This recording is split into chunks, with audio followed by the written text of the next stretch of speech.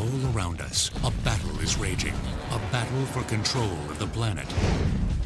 The occupying army buzzes and skitters, and some of them are out for blood. But in this war, we have our own soldiers, armed with the best weapons available, charged with stemming an onslaught of tiny adversaries. These warriors of the basement, garden, and field fight for the dominance of our own species. Now, the Exterminator on Modern Marvels.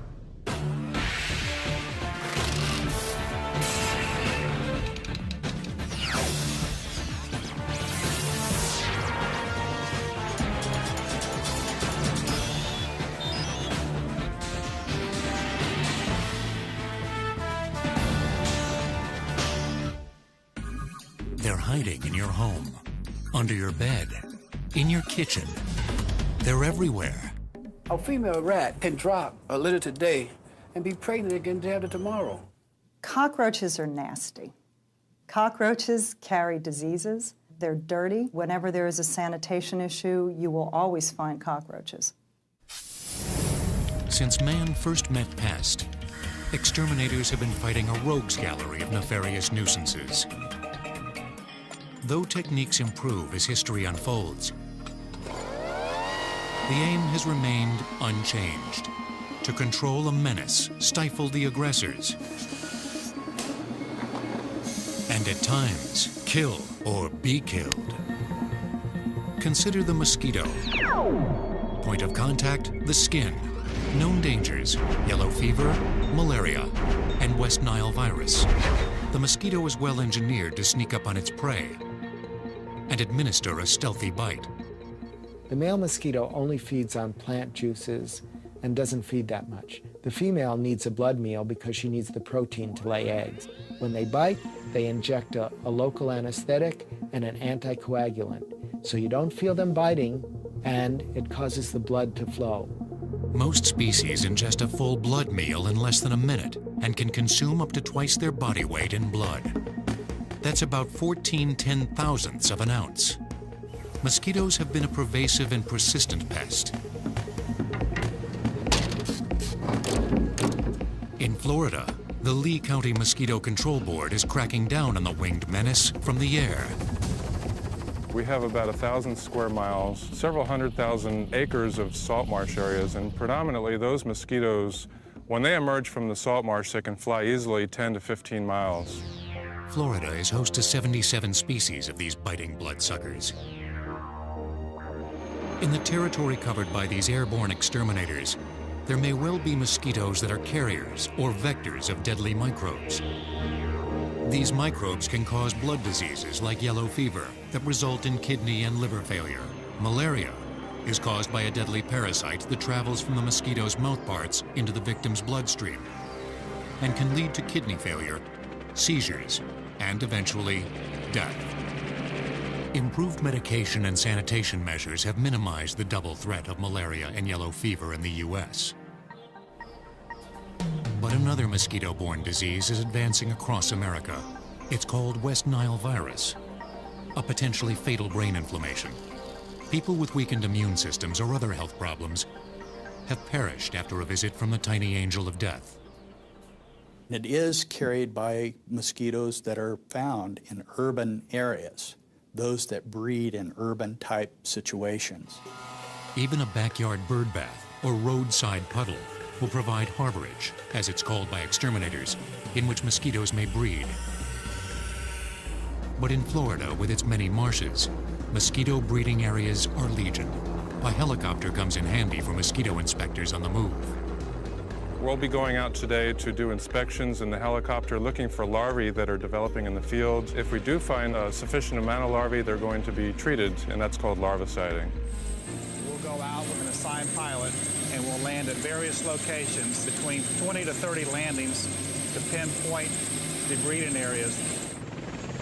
When these small game hunters spot a likely breeding area, the chopper touches down so the inspector can take a sample with a handheld dipper. Some of these areas you can get 3 larvae per dip. Other areas you can come up with 500 larvae per dip.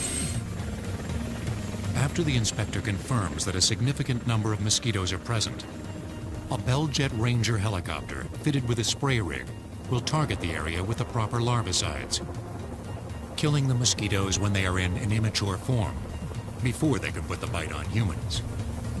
We use several different types of chemicals. Some are organophosphates, one is abate. Another is a bacterial product called BTI. The mosquito larvae have to ingest that material to have it effective. It affects their stomach lining. And other types of materials like insect growth regulators called Alticid. If the mosquito population is on the rise, authorities will administer a knockout punch. A Vietnam-era helicopter, known as a Huey, is rigged to disperse a pesticide such as malathion that kills adult mosquitoes. The pesticide is directed through the chopper exhaust system, where the heat of the exhaust turns it into a vapor that can cover a wide area quickly. And they can carry 350 gallons of material, get a lot more done within a shorter period of time, and cut down on the ferry time, which is very important to us. Man and mosquito have been locked in a turf war for centuries. Early humans rubbed foul-smelling sulfur and even nicotine-bearing tobacco plants on their skin in the hope that the stench would repel pests. They also turned to witchcraft for relief. When it comes to herbs and spices and casting spells and witchcraft and all that sort of thing, a lot of that is truly trial and error and may take many, many generations to figure out whether it is in fact working or not. As early as 450 BC, the Greek historian Herodotus reported the use of mosquito netting over sleeping areas to keep mosquitoes away at night. In America, Indians stoked smoky fires to repel mosquitoes. It would not be until 1898 that a scientist named Giovanni Battista Grassi proved that it was the microbes found in mosquitoes that had been causing malaria and yellow fever for generations. But thousands would die before practical and cost-effective methods of mosquito control were put into practice. In 1881, Ferdinand de Lesseps, builder of the Suez Canal, led a French-financed project to build a new canal, crossing the Columbian Isthmus of Panama to unite the Atlantic and Pacific Oceans. But as soon as construction started, de Lesseps found he was battling a tiny but deadly determined enemy, the indigenous mosquito, whose habitat had been disturbed. Workers soon began dying of yellow fever and malaria. At first, no one knew why. Malaria is a term that really means bad air. And so people thought that it was coming from bad water or bad land or decaying vegetation from the forest floor. By 1884, 1,200 workers had died. 30,000 would die, including the father of the project, Ferdinand de Lesseps, before the French pulled the plug. In 1904, the Americans took over. They brought in a strong-willed medical doctor named William Gorgas. Dr. William Gorgas was a very authoritative, almost, well, probably autocratic type of individual who could change the culture of the way people lived and worked in the Panama Canal Zone. Gorgas was an evangelist for sanitation. His quest was driven by the very latest in scientific thinking, that the species of mosquito called Anopheles transmitted malaria. Gorgas brought all the tools that were available to him at that time, eliminating the water, netting the quarters in which the workers slept, all of the things that were necessary to cut down on the mosquito population. Gorgas's efforts were successful. By December 1906, he had laid waste to the mosquito population, and yellow fever had been officially eradicated on the isthmus. Malaria lingered on, but the number of cases was greatly diminished. The Panama Canal opened on August 15, 1914. It was a decisive victory in the battle of man versus insect. In the 1930s, the United States Civilian Conservation Corps drained standing water in southern states to eliminate mosquito breeding areas. Later in the 1940s, certain chemical compounds were dubbed pesticides because of their ability to kill pests like mosquitoes. One of the most popular was called dichlorodiphenyl trichloroethane, also known as DDT. It hit the market with a real blast. It was effective against virtually every insect pest problem. It protected people from all kinds of diseases. So it was considered a miracle type of pesticide. But the euphoria lasted only a few years. Well, DDT was the type of compound that had a long residual activity. And so as a result, certain pest populations became resistant to it very quickly. Researchers found that some species of birds were unable to reproduce because residual DDT weakened the shells of their eggs. And when the eggs broke prematurely, their offspring died. Public concern arose about where DDT might turn up next, perhaps in the tissues of humans. In 1962, biologist Rachel Carson published a book titled Silent Spring. It exposed the public hazards of DDT. At the time that Rachel Carson's book came out, it really mobilized those who knew more about pesticides and their toxicology and their effect on the environment. That really mobilized that community, and it started a revolution, if you will. In 1973, health officials banned the use of DDT in the United States. But with malaria and West Nile virus still active threats, authorities know that the battle against the mosquito is far from over. DDT remains in use in tropical areas in Asia and Africa. In those mosquito-infested zones, more than 1 million people die each year of malaria. About 2,500 different species of mosquito have been identified worldwide, with about 200 species found in the United States. It seems to be the poster child for evil, the cockroach. Time on Earth, 340 million years. Characteristics, adaptable and nearly indestructible. Cockroaches have been around for hundreds of millions of years, and certainly early man had to put up with cockroaches ever since they evolved. Whether it's on the ship's log of Captain Bligh and his crew, or even back to caveman days, there were a lot of illustrations or drawings or engravings on the walls of caves that indicated that they had had to deal with the cockroach as a pest problem. Adult roaches can cram themselves into spaces as small as 3/16 of an inch. A nymph or immature roach, as small as 1/52nd of an inch.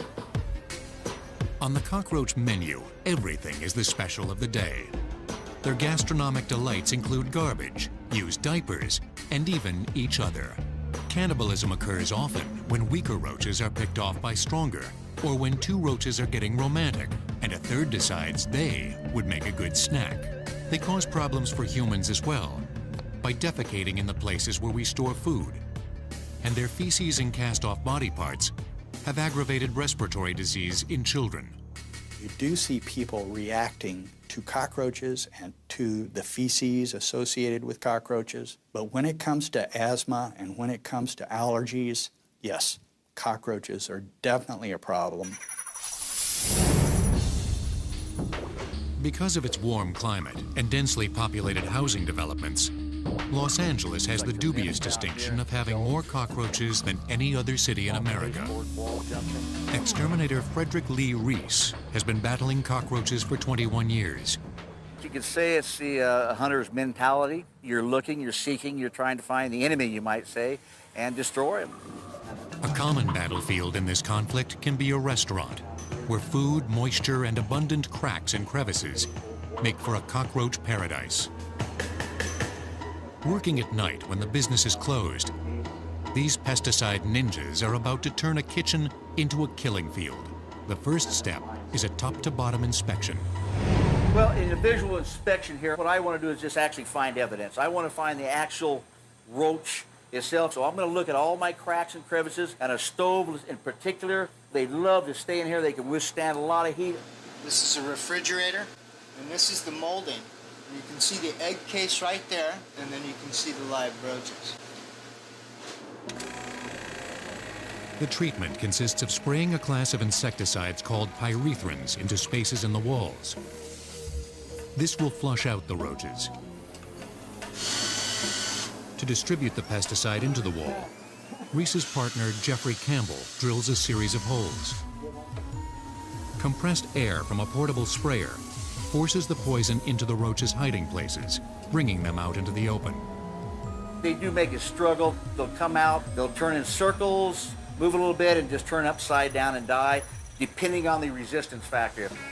Pyrethrins irritate the lining of the cockroach's respiratory tubes, but the effects are short-lived.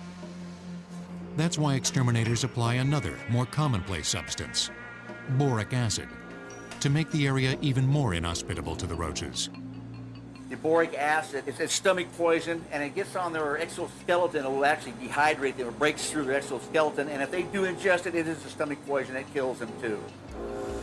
A device called a duster electrostatically charges the boric acid powder. The charged powder sticks to the surfaces and remains in the path of roaches for weeks. While exterminators stay up nights thinking about new ways to kill a roach, entomologists spend their days studying its redeeming qualities. This is the Madagascar hissing cockroach. It's not native to this country, but is found in tropical areas of the world in the forest floor and converts cellulose material and plant material back into soil. It's become sort of a pet in that it's large, it's easy to handle, and then it hisses. When it's disturbed, it's a defensive mechanism that enables the cockroach to escape a predator by expelling air through its breathing pores that makes a hissing sound. But while some bugs may have admirers, most humans throughout history have wanted to get rid of them. The first recorded application of insecticides was in 2500 BC, when the Sumerians used sulfur compounds to control crop-eating insects. And pyrethrins, used even today to kill roaches in a Los Angeles restaurant, have been around for centuries. It was in the 17th or 18th century that people realized that by using these ground-up chrysanthemum flowers that they could keep insects out of their living area or protect their food supplies. So it has been several centuries that pyrethrum and the ground-up chrysanthemum flower has been used as an insecticide. By 1800, French grape growers were using hydrated lime, known as Paris green, and also copper compounds to protect grapes against insect damage and human poachers. The foul-tasting substances did the trick. But at the same time, when it came time to take the grapes and produce wine or other products from grapes, they were perfectly okay because they could be cleaned prior to production. In 1880, the next step came when the first commercial sprayers allowed exterminators to deliver pesticides in a mist of fine droplets. Older formulations like Paris green fell into disfavor to be replaced by cheaper and more effective chemicals like lead arsenate. When larger areas were to be treated, agricultural scientists dreamed of dispersing pesticides from the air. In 1921, the battle against the sphinx moth went airborne over Ohio. The pest was defoliating an ornamental species of tree called the catalpa. A U.S. Army pilot flew a modified Curtiss JN-6 Super Jenny and dropped lead arsenate dust on the infestation. It was the first aerial application of an insecticide. And suddenly, chemical companies that made agricultural pesticides saw the future. Fields could be sprayed quickly and efficiently from the air. During World War II, German manufacturers like IG Farben and American firms like DuPont developed organophosphates for use in chemical warfare. Later in peacetime, the same chemicals were adapted for use as potent pesticides. But chemical companies envisioned a swath of destruction and a stream of revenue that extended beyond croplands or the battlefield. And so as a result, in the structural markets for structural pest control, we were also looking for ways to eradicate pests. You were actually able to take those formulations and do better pest control for homeowners, and it was a good way for them to expand their markets as well. Fumigation became a favored way to dispatch pests in the home. Bug bombs and aerosol sprays, based on organophosphates or pyrethroids, lined the shelves of hardware stores. These sprays and fumigants worked with all the delicacy of a sledgehammer, putting the hurt on anything that crawled, flew, or walked, including roaches, ants, flies, crickets, cats, dogs, and small children. In the 1960s, after the wake-up call to the residual properties of DDT, the industry started to research alternatives to poisons and began to develop more sophisticated controls, such as pheromonal lures. These are traps baited with a synthetic sexual attractant that lures a cockroach into a glue trap, where it becomes stuck. Other chemicals interfere with the insect growth cycle. So we use what's called juvenile hormone analogs, whether it's for mosquitoes or whether it's for cockroaches. It keeps the insect in the juvenile stage and prevents it from becoming a reproductive adult. So in effect, it is a sterilant and keeps the insect from being able to reproduce itself. Clearly, cockroach control has benefited from such advances in chemical formulations. But cockroaches can reproduce faster than the exterminator can kill them.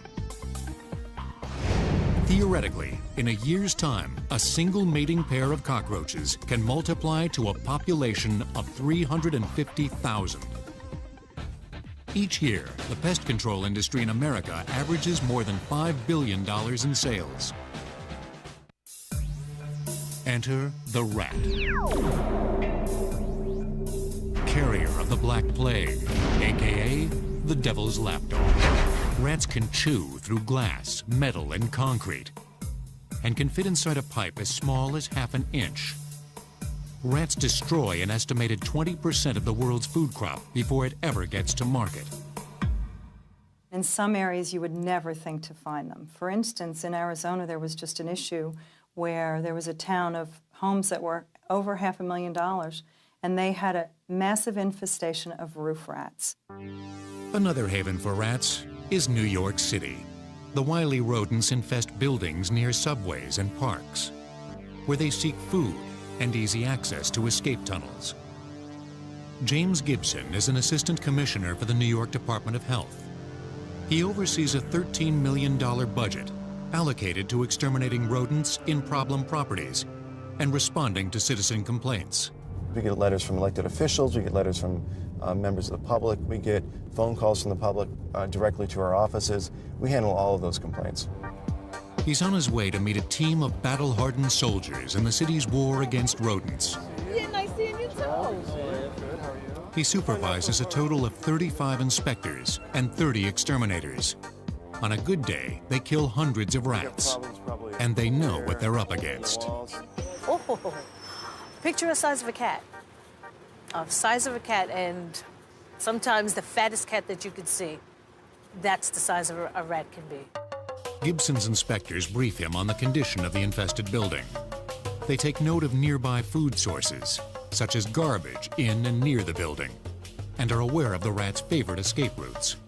So basically what they're doing is they're burrowing in here and weakening the infrastructure of this brick wall. They actually can gnaw through concrete, and they'll have nests all throughout here going into the soil on this other side of the wall. Time to send in the city's rat commandos. Exterminator Larry Adams journeys into the basement to check out one of the worst infestations he's ever seen. This is a situation where I would tell a landowner, a homeowner, do not, under any circumstance, put a cat down in this basement. Because I've had people argue with me, oh, cats are for rats. No, cats are for mice. Rats eat cats. Okay? No, any cat with any sense is not coming down here. And with nearly 30 years' experience, he's seen apartments swarming with unwelcome furry visitors. They're good engineers. They create the burrows. They dig holes. If it rains, they dig in such a way that they won't drown. They'll dig a hole down to here, then they'll dig another one a little further up and go that till the rainwater stops here. They're very smart. Rats are among the smartest pests an exterminator might encounter. They won't feed on bait if they have seen other rats die after eating it. Accordingly, exterminators will use slow-acting poisons, called multi-dose poisons by the trade. The rats feed on the packaged bait for weeks, never suspecting that their meal is laced with toxins. We use single-dose and multi-dose anticoagulant bait. Let me explain what an anticoagulant is. An anticoagulant inhibits the body's ability or blood's ability to coagulate, to gel, you see. Therefore, what happens is the animal actually drowns his own body fluid, to put it simply. Aside from their use as a rat poison, anticoagulants are also used in low dosages as a human heart medication. Warfarin is one example of an anticoagulant drug used to prevent blood clots that might damage vital organs. One species' blessing is another's bane. Rat exterminators will follow rat tracks or trails of rat droppings to find the highest concentration of rats. All of that is rat droppings. There's thousands of them. And place their poisons there. The exterminator will use different kinds of rat bait in case the rats are fussy eaters. All the poisons are good. All of them will kill. That's what they're designed for. But if that doesn't have a good attractant in it, they're not going to eat it. Now when they have rice and beans, pork chop bones, instead of spaghetti and meatballs. If you were a rat and you had a choice between spaghetti and meatballs, lasagna, and this, okay? Adams expects to see results, meaning lots of dead rats, in the basement within 4 or 5 days. But that doesn't mean his job here is done. Then we'll come back and retreat it. And we'll keep coming back and retreating it until the population's diminished, to a point where they don't present a problem anymore. Larry Adams is too much of a gentleman to brag that he's the best rat killer in the city, or claim that he's seen it all. Hey, look, the rats have a pool table. Sports enthusiasts. But he does have a good reason for pursuing New York's rats to the death. I came up in a poor neighborhood, and I've seen what rats can do to people. I've seen rat babies with their lips have been bitten by rats, fingertips chewed by rats, So it's kind of gratifying being able to help the poorer part of society get rid of the rats, because rats, they're really not particular about where they be as long as they have the stuff they need to live. A pair of rats and their offspring can produce 1,500 more rats in only 1 year, if they all survived. But through history, the math concerning the rat population has always been daunting. As early as 13 BC, the Romans successfully stopped rats from infesting grain storage areas. They raised granaries atop stone slabs to make it harder for the rats to gain entry. Rats contributed to mass death during the bubonic plague of the Middle Ages, called the Black Death. The plague was incredibly devastating in certain European countries. We're talking about 80–85% of entire cities wiped out, hundreds of thousands of people. The plague vector was not the rat itself, but an infected flea joyriding on the rat's back. Early rat catchers relied more on superstition than science. It was believed that a rat that had been brushed with tar and oil and released would scare off the rest of the pack. And ship captains thought that setting one rat afire aboard a ship would cause the rest to jump overboard. The rats were smarter than that. Rats probably got to the east coast of our country in the early 1600s on ships from European settlers. Until that time, rats were unknown on this continent. Eventually, shipboard rats brought the plague to America. In the continental United States, the first plague case was noted on March 6, 1900. The battle against the rat continued in the new century. Dogs were enlisted as ratters, who dragged the menace from its lair and broke its neck. Some of the earlier chemicals that were used to control rats were arsenic paste, they mixed it in with the food, sodium fluoride powder that was mixed in with the food, and calcium cyanide, which was a powder that released cyanide gas. Metal traps, adapted from larger animal traps already in use, also clamped down on the rat problem. While rats are better known as carriers of disease, their smaller cousins, mice, have also spread misery. Hantavirus, a deadly lung infection, is carried by field mice. At least 300 Americans have become ill after inadvertently coming in contact with mouse urine and droppings. More than 120 have died. For centuries, cats were the mouse killers of choice, but some cats were automated out of their jobs when the familiar wood and wire mousetrap was patented in 1899 by John Mast of Pennsylvania. His design, basically unchanged, is still manufactured in Pennsylvania by the Woodstream Corporation. It also is probably one of the most cost-efficient ways for a consumer to deal with a mouse problem. We sell tens of millions of these traps a year, and which speaks to their popularity and their effectiveness. The classic mousetrap has a stiff piece of wire called a bail that is attached to a trigger. A bit of cheese, or more popularly peanut butter, is placed on the trigger to attract a hungry mouse. Once tripped by the mouse, a spring-loaded wire snaps shut at the speed of 65 miles per hour. It's a simple and much imitated method of murder.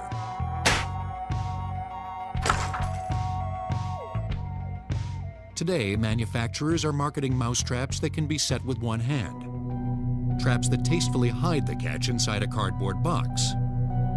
Extra strength traps, strong enough to put the hammer on the nastiest of rats. And even a trap that spares the captive's life. There are some people who would prefer to catch and release, and so we make traps for people who have that preference. With the wide variety of mousetraps already in the marketplace, you'd think modern inventors would look for something else to invent. Not so, says Woodstream's president. Sometimes his phone rings off the hook with ideas for a better way to dispatch mice. It's not just calls, it's letters, emails more and more, and we listen. There's an old saying, some people attribute it to Ralph Waldo Emerson. I have not been able to establish that he in fact said this, so maybe in your research you can, but you know, build the better mousetrap and the world will beat a path to your door. I think many take that quite literally. For some, glue traps represent an improvement in mousetrap design. Laced with a bait to attract rodents, they get their deadly and sticky job done silently. But the hapless victim is often alive and struggling. You can drown him in the toilet. It takes but a minute. Crush his little skull with a hammer. Or pop him in the freezer for a slow chill to the beyond. But if you don't want a mouse among your leftovers, take heart. There are still more ways to kill them. In fact, the U.S. Patent Office lists more than 4,000 mousetrap designs. The average female rat has sex 22 times a day. Living in colonies numbering 60,000 or more individuals, with an elaborate social order to which they adhere with military precision. Termites are one of the most destructive insects in the world. Termites in the U.S. every year do over $2 billion worth of damage. The termite. Special abilities, able to work undercover, insatiable appetite for wood. Termites can mount an attack on structures from several fronts. The subterranean variety prefers dark, damp places. They do the most damage in the shortest amount of time. Dry wood termites turn up anywhere there's a food source. Some experts predict that under ideal conditions, a termite colony of 60,000 workers is capable of consuming a 1-foot length of 2x4 in about 5 months. This is a piece of structural timber that has been infested and invaded by termites. And as you can see, the termites eat the softwood layers of the wood tissue, and then the pieces that you see left here are hardwood layers. But while we think of termites as a pest, they certainly have their place in the world's ecology. Termites fit into the ecosystem like a lot of other insects do. Their job is to recycle. Termites break down wood and cellulose. This is a very important part of the living part of the earth as it occurs. In warm weather states like California and Florida, homes are often pre-treated to kill termites even before the human owners move in. This takes the form of laying down a liquid barrier of poison around the foundation, or by erecting a tent and fumigating the entire structure. But when an infestation is large, spreading poison everywhere isn't considered safe or practical. Exterminators have developed methods that take advantage of termite behavior in order to kill them more efficiently. Welcome to the largest termite baiting project in the world. 92 acres of termite territory. On this condo development in Southern California, 115 out of 129 structures are infested with termites. Exterminators are taking action by installing a system that works something like a burglar alarm to alert humans to insect invaders. At the hub of the system is a series of bait stations that the exterminator puts into the ground at regular intervals around an infested structure. To date, we have over 8,000 bait stations on this site, and we've utilized over 600 of the bait tube devices. After the bait stations are in place for about a month, the exterminator uses a device called an interrogator to check for termite activity. An audible tone alerts him to the location of each bait station. Inside each bait station is something that termites like to eat. This is only wood, and it is for monitoring to intercept the termites. There is no active ingredient. It's simply a resource for the termites to feed on. But between those pieces of wood is a thin strip of electrically conductive material.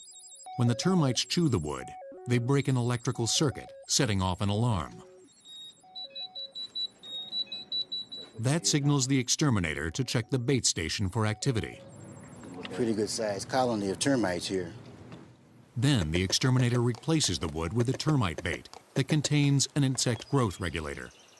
We collect the termites. We then place them in the bait tube, which contains the active ingredient. That's hexafluoron, an insect growth regulator that prevents the natural molting process of the termite. When they can't successfully complete the molt, they die, and you get a crash of the colony.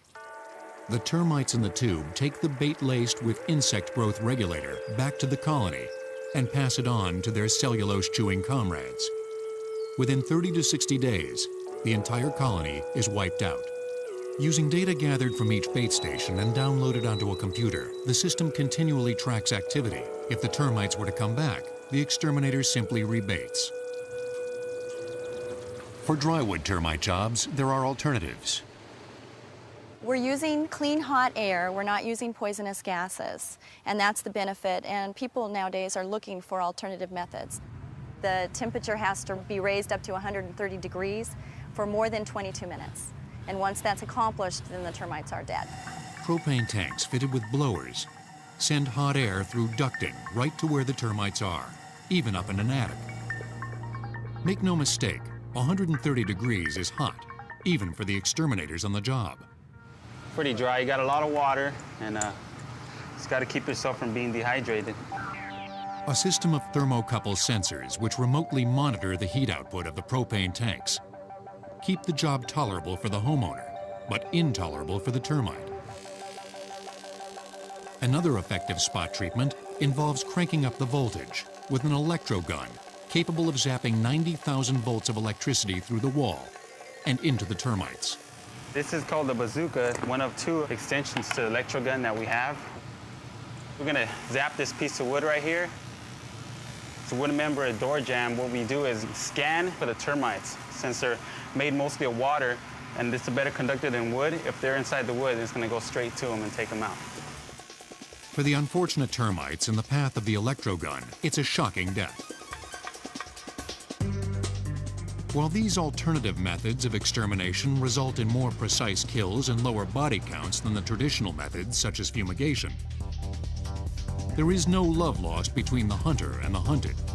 Termites, they're going to be around forever. You know, they have a place, and they can be out in the rainforest, and they can chew up the trees, but not in our homes. The only U.S. state where termites have not been found is Alaska.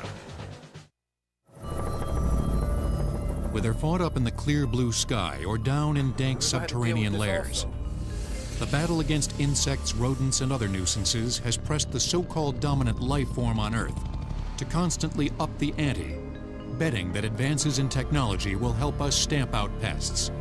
But the lessons of ecology, most notably the growing understanding of the interconnectedness of all things, have shaped the future of extermination toward a more holistic approach. The watchword with pests is now control, not total annihilation. Toward that end, Integrated Pest Management, or IPM, concentrates on eliminating 3 things pests need to survive. Eliminate the food source, eliminate the water source, and then treat for the population that's there. We no longer just go in and spray to eradicate a particular area which may or may not work. What we do is we put the material where the pests are, not where the people are. The environmentally sensitive approach concentrates on thorough inspections to find the pests, and then mounts a surgical strike on small areas. The pest control industry is also enlisting other species to help us in our battle for control. For instance, there's a killfish. In the industry, we are using this as a biological control for mosquitoes. The fish eats mosquitoes and thrives in ponds where there are lots of larvae. Nematode worms may help to control termite colonies. They carry a toxin that slowly kills the wood-munching menaces, laying waste to the colony. Exterminators have searched for high-tech ways to kill mosquitoes by exploiting the way that insect tracks its prey. Mosquitoes sense streams of carbon dioxide gas exhaled by all mammals. One device new to the market generates carbon dioxide from propane gas, attracting mosquitoes into a one-way trap. Mosquitoes fly in, but they don't fly out.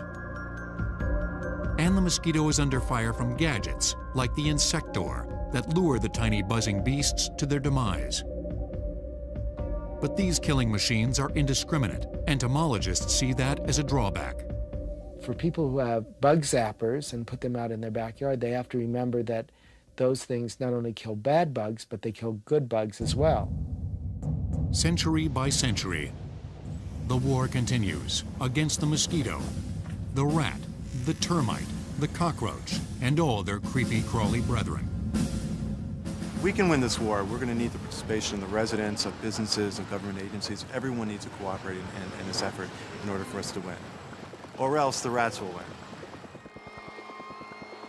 Though the weapons have become increasingly high-tech, and the foot soldier, the exterminator, has become more sophisticated and ecologically aware, there is one advantage pests have over humans.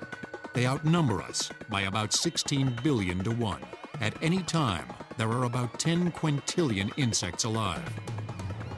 Our best hope, aside from the next best killer chemical, or by recruiting other species to help us, may be to seek a path toward peaceful coexistence. It's educating the consumer about what to do about them, and then about how to live with them and manage them. I don't know whether we can ever control them to the point where we will eradicate them, nor am I convinced that that's the right thing to do. And if you were to have a world like that, you wouldn't have flowers that would be pollinated by insects. You wouldn't have honey that would be produced. And you'd have to get rid of all the waste. In the world that we live in, insects really do a lot of work for us for free. Exterminators now like to be called pest control professionals. The change is as much about political correctness as it is about a job description. In some ways, these professional assassins are caught between a bug and a hard place. If they kill everything in their path, they become environmental pariahs. But if they underachieve, allowing rodents and insects to crash the terrestrial party without controls, there is no doubt that the crawly barbarians at the gate will aggressively claim their share of our civilization.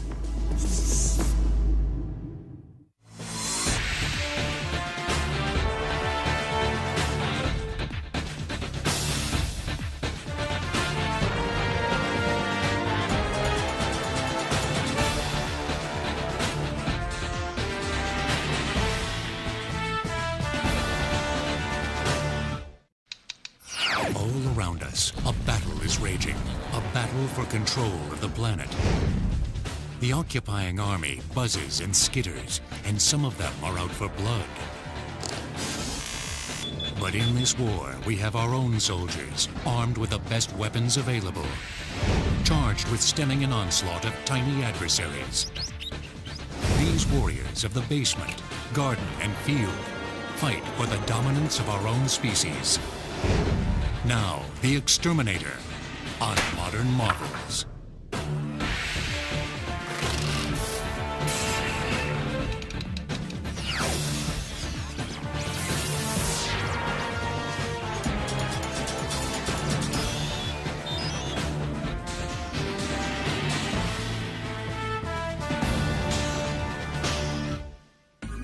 They're hiding in your home, under your bed, in your kitchen.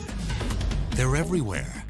A female rat can drop a litter today and be pregnant again day after tomorrow. Cockroaches are nasty. Cockroaches carry diseases. They're dirty. Whenever there is a sanitation issue, you will always find cockroaches. Since man first met pest, exterminators have been fighting a rogues gallery of nefarious nuisances. Though techniques improve as history unfolds, the aim has remained unchanged: to control a menace, stifle the aggressors, and at times, kill or be killed. Consider the mosquito. Point of contact, the skin. Known dangers: yellow fever, malaria, and West Nile virus. The mosquito is well engineered to sneak up on its prey and administer a stealthy bite. The male mosquito only feeds on plant juices and doesn't feed that much. The female needs a blood meal because she needs the protein to lay eggs. When they bite, they inject a local anesthetic and an anticoagulant, so you don't feel them biting, and it causes the blood to flow. Most species ingest a full blood meal in less than a minute and can consume up to twice their body weight in blood. That's about 14 ten-thousandths of an ounce. Mosquitoes have been a pervasive and persistent pest. In Florida, the Lee County Mosquito Control Board is cracking down on the winged menace from the air. We have about 1,000 square miles, several 100,000 acres of salt marsh areas, and predominantly those mosquitoes, when they emerge from the salt marsh, they can fly easily 10 to 15 miles. Florida is host to 77 species of these biting bloodsuckers. In the territory covered by these airborne exterminators, there may well be mosquitoes that are carriers or vectors of deadly microbes. These microbes can cause blood diseases like yellow fever that result in kidney and liver failure. Malaria is caused by a deadly parasite that travels from the mosquito's mouthparts into the victim's bloodstream and can lead to kidney failure, seizures, and eventually death. Improved medication and sanitation measures have minimized the double threat of malaria and yellow fever in the U.S. But another mosquito-borne disease is advancing across America. It's called West Nile virus, a potentially fatal brain inflammation. People with weakened immune systems or other health problems have perished after a visit from the tiny angel of death. It is carried by mosquitoes that are found in urban areas, those that breed in urban-type situations. Even a backyard bird bath or roadside puddle will provide harborage, as it's called by exterminators, in which mosquitoes may breed. But in Florida, with its many marshes, mosquito breeding areas are legion. A helicopter comes in handy for mosquito inspectors on the move. We'll be going out today to do inspections in the helicopter looking for larvae that are developing in the fields. If we do find a